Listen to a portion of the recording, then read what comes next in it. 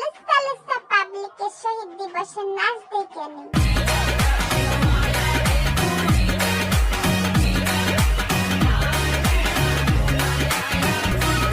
শহীদ দিবসে এভাবে উদ্দাম নৃত্য প্রদর্শন চলছে মাইক টাইক চালিয়ে, মানে আনন্দ করতে করতেই যাচ্ছেন।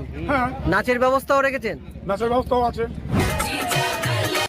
এইটা নাকি বলে শহীদ দিবসের নমুনা।